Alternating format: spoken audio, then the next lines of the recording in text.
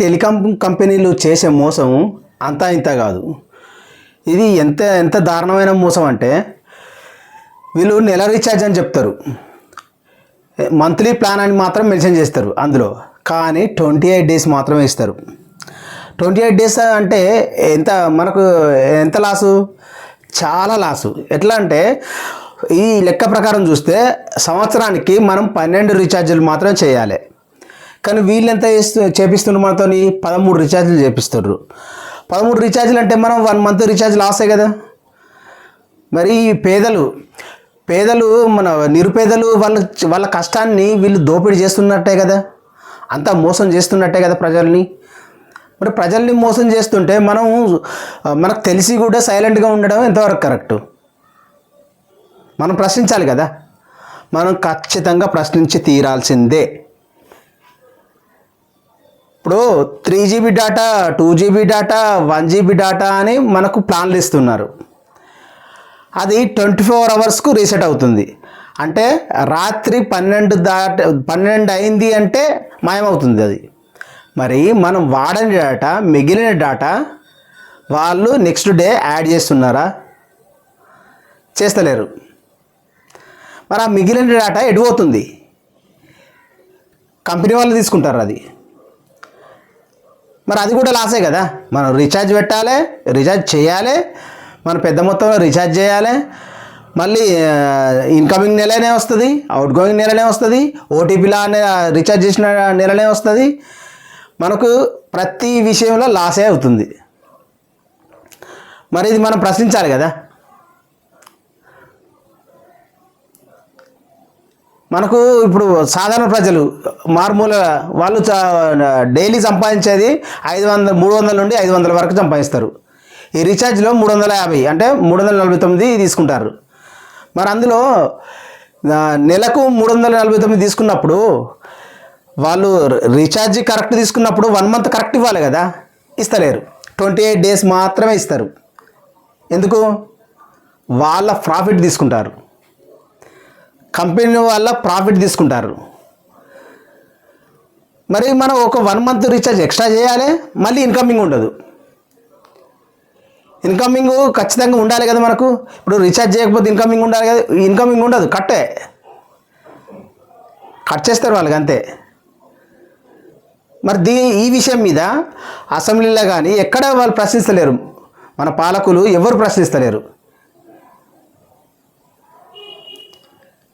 మరి ఎందుకు ప్రశ్నిస్తలేరు? ఈ ప్రజలకు జరుగుతున్న అన్యాయం, దోపిడీ, మోసమే కదా. మరి ఎవరు ప్రశ్నించాలి? అందరం ఒకటిగా మనమే ప్రశ్నించాలి. ఇందులో మార్పు తీసుకొచ్చేలా మనమే ప్రశ్నించాలి, మనమే ఒక్కొక్క అడుగు ముందుకేయాలి.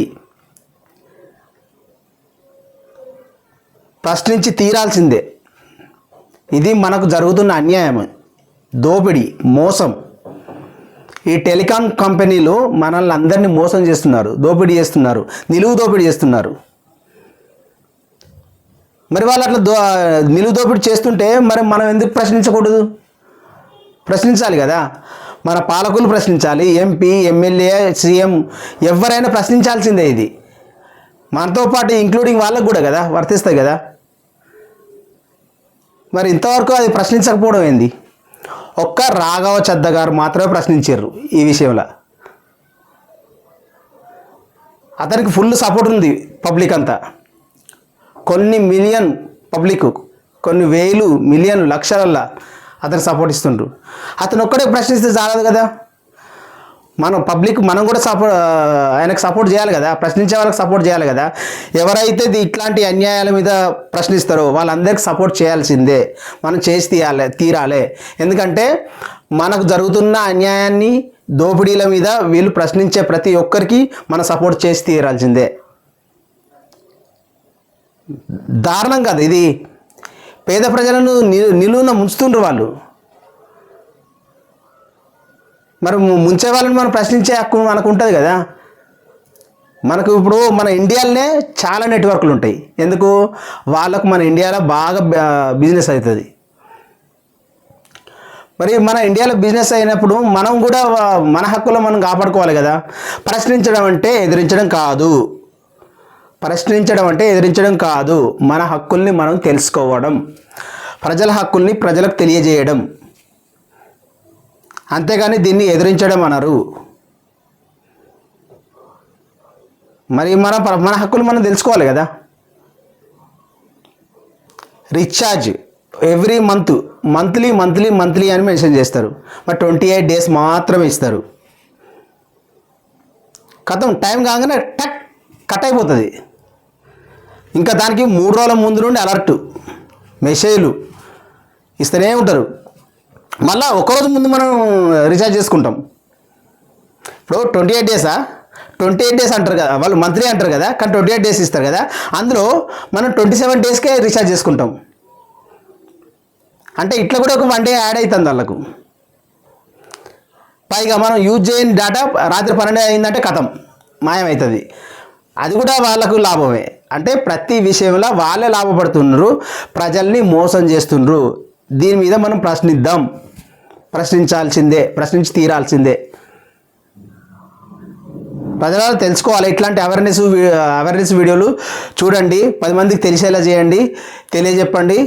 మనం అందరం కలిసి ఈ ఉద్యమంలో పాల్గొందాం. మనం ప్రశ్నించే ప్రయత్నం మనం ఆపకూడదు, ప్రశ్నిద్దాం. జై హింద్.